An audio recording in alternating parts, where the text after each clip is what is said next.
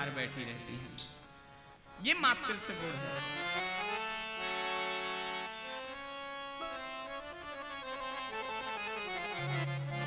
ये प्रभु की परिस्मिता है, एक सतीत्व का परिचय है। और फिर बड़े सुंदर सुंदर श्रृंगार किए सीता जी को, अनुसुईया जी ने बड़े सुंदर सुंदर गहने दिए। उन सब श्रृंगार को पहन करके सीता जी आगे बढ़ी हैं, राम लक्ष्मण साथ साथ चले हैं। और उस परिवेश का दर्शन कीजिए कि राम जी संतों को वचन दे रहे हैं कि इस धरती पर जब जब अधर्म बढ़ेगा, जब जब धर्म की हानि होगी, जब जब संत की अवज्ञा होगी, जब जब वेद धर्म का महत्ता कम होगा, संस्कृति का विनाश होने लगेगा, तब तक मेरा प्राकट्य होगा।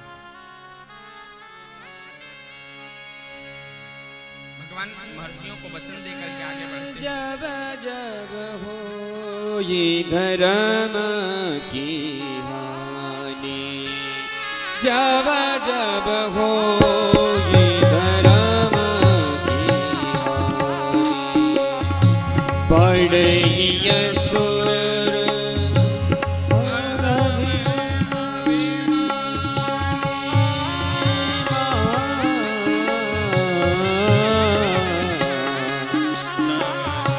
जब जब हो धर्म की हानि, बाढ़ी असुर अधम अभिमानी, बाढ़ी असुर अधम अभिमानी। जब जब होई धर्म की हानि, बाढ़ई असुर अधम अभिमानी, तब तब धरे प्रभु विविध शरीरा, हरहि कृपा निधि सज्जन पीरा। अनेक जन्मों से जो भगवान का इंतजार किया है, भगवान उसके यहाँ भी तार रहे हैं, उसके यहाँ भी भगवान पहुंच रहे हैं। एक भक्त है भगवान की, जो भगवान की प्रतीक्षा कर रही है। तीन भगत मुझे इस रामचरितमानस में अच्छे दिखाई पड़ते हैं, अच्छे भगत। कौन कौन से तीन भगत? एक तो जिससे अभी राम जी निपट के गए हैं बड़ी मुश्किल से, वो राम जी को कहता है कि राम जी मेरे बराबरी के हैं, राम जी के बराबरी का मैं हूं। राम जी से अपनी समीक्षा करता है। क्या करता है? बराबरी करता है। कहता है राम जी में और मुझमें 19-20 का भेद नहीं है। कछु तुम कारे कछु हम कारे, आज खूब ही मिले कारे कारे। तुमहु नाव बारे और हमहु नाव बारे, आज खुद ही मिले बारे बारे। तुमहु एह पार उतारे, तुमहु ओह पार उतारे, हमहु ओह पार उतारे, आज खुद ही मिले उतारे उतारे। आप भी काले हैं और मैं भी कुछ काला हूं, हम दोनों काले काले हैं, हम में कोई भेद नहीं है। तुमहु नाव बारे और हमहु नाव बारे, भले ही हम इस पार गंगा के लगाते हैं, भले ही तुम भौत के पार लगाते हो, लेकिन तुमहु नाव बारे और हमहु नाव बारे हैं। तुम भी उतारते हो और हम भी उतारते हैं। तो तुम्हारे और मुझ में भेद नहीं है, मैं और तुम बराबर बराबर हैं। समीक्षा कर रहा है, एक से निपट करके गए हैं दूसरे के पास में। दूसरा क्या कर रहा है? प्रतीक्षा कर रहा है। कब से प्रतीक्षा कर रहा है? क्यों प्रतीक्षा कर रही है? सबरी के जीवन को कोई जानता है? सबरी क्यों प्रतीक्षा कर रही है राम जी? कोई जानता है? किसी ने कथा सुनी है सबरी की? गाना तो खूब सुने हो कि कैसे आएंगे भगवान, लेकिन किसी ने उसके जीवन के बारे में सुना है? सबरी क्यों प्रतीक्षा कर रही है, इस विषय को किसी ने जाना है? सबरी पहले महारानी थी। क्या थी? महारानी, एक राज्य की महारानी थी। अभी जैसे कुंभ लगा है ना, उस समय भी कुंभ लगा था। कुंभ अब का समय नहीं, कुंभ आदिकाल से चला आ रहा है। संत लोग नाचते फिरते घूमते हुए गंगा जी स्नान करने के लिए आए हुए थे। उसने राजा से कहा, राजन, इन संतों को मस्त फकीरी में अल्हड़पंती में नाचते हुए देख करके मेरी भी इच्छा हो गई कि मैं भी थोड़ा सा नाच लूं, थोड़ा सा नाच। राजा कहता है कि आप महारानी हैं, आपको अपनी प्रतिष्ठा का ख्याल नहीं है।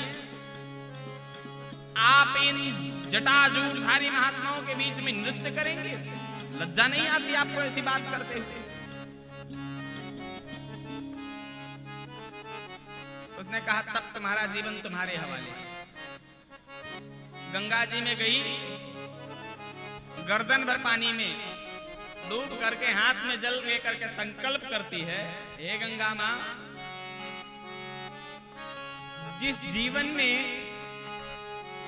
सांस चल रही है और सांस चलते हुए भगवान के कीर्तन में नाचने का मन कर दे और नाच न पाए, ऐसा जीवन मेरे काम का नहीं। आप लो, आपके चरणों में समर्पित है। अगले जन्म में मुझे नीच से नीच घर में जन्म दे देना, छोटी से छोटे प्रजाति में जन्म दे देना, गरीब से गरीब घर में मुझे जन्म दे देना, लेकिन मेरे अंदर की राम भक्ति को मत छीनना। भगवान गंगा मैया ने कहा, तथास्तु। डुबकी लगाई और उसने प्राण त्याग दिया। जो राम का नहीं वो किसी काम का नहीं, शरीर का त्याग कर दिया। अगला जन्म हुआ उसका सबरी के रूप में, और सबरी के रूप में मतंग ऋषि से दीक्षा लेकर के, शिक्षा लेकर के, भगवान के बारे में जान करके वो प्रतीक्षा कर रही है। और भगवान का प्रण है कि सकल मुनिन के आश्रम जाय जाय सुख दीन। भगवान बड़े भाव से एक दिन नहीं, 2 दिन नहीं, 3 दिन नहीं, कैसी प्रतीक्षा है? रोज अंगने को लीपती है, रोज रंगोली बनाती है कि आज मेरे राम आएंगे, आज मेरे राम आएंगे, आज मेरे राम आएंगे, आज मेरे राम आएंगे। शाम को थोड़ी सी उदासी होती थी, लेकिन फिर सुबह वही विश्वास। मेरे जीवन का एक सूत्र है कि रात में सो तो घोड़ा बेच करके। कैसे सो? घोड़ा बेच करके। सुबह उठ करके भले ही न गधा खरीदने का पैसा हो, सुबह उठ के गधा वो नहीं खरीद सको, कोई बात नहीं, लेकिन रात में सो तो घोड़ा बेच करके।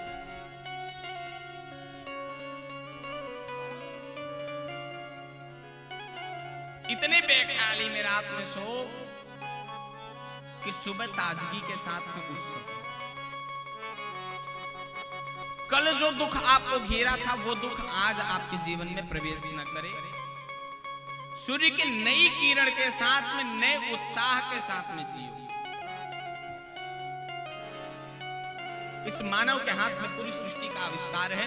मानव तू अगर चाहे दुनिया को झुका देगा, बस अपना सर तो प्रभु के चरणों में झुका देना। थोड़ा सा कठिन है, लेकिन नित्य प्रति अभ्यास से मदमस्त हुआ जा सकता है, आनंद से जिया जा सकता है। आज सवेरे से मुंह लटकाए रहो, ऐसे उठे मुंह लटकाया, क्या बताएं, बड़ी चिंता है। खुद तो आधा ग्रह नक्षत्र अपना कपार पर खराब कर लिए, अपने घरों का आधा खराब कर दिए। खुद तो चिंता में डूबे हो, क्या बताएं महाराज। एक सज्जन को बड़ा रोग था, बड़ा रोग था। वो एक साथ रोग अगर गिनाते तो एक साथ 10 रोग गिनाते। महाराज बीपी बढ़ा हुआ है, शुगर घटा हुआ है, पेट बढ़ा हुआ है, माइग्रेन है, खून की कमी है, पल्स कम हो जाता है, धड़कन बंद हो जाती है, नकली धड़कन लगा हुआ है, क्या बताऊं क्या हुआ, क्या क्या मतलब उनकी गिनती थी। एक कविता उन्होंने तैयार कर रखा था। जब पूछे कोई कैसे हो तो 10 रोग गिनाते थे। 10 रोग। मैंने कहा बाबा इन 10 रोगों को छोड़ करके ये कहना शुरू कर दीजिए कि राम जी ने बड़ी कृपा कर रखी है और राम जी कृपा किए हैं तो संसार के सारे सुख हमारे पास है। आप जीवन का एक सूत्र बना लो, एक नियम बना लो, उस नियम से लड़ो, उस नियम में ही जियो, उस नियम में अपने आप को बांधो। कितनी भी विडंबना आए लेकिन नियम पर न छूटे। आपके नियम में जब लगातार क्रम होगा तो परमात्मा भी आपके नियम को पूर्ण करने के लिए अवतरित होगा। भगवान भी आपके नियम को पूर्ण करने में सहायक होगा।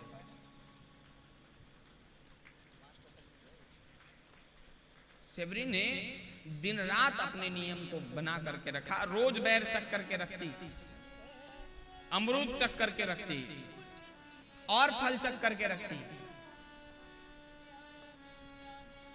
और राम जी नहीं आते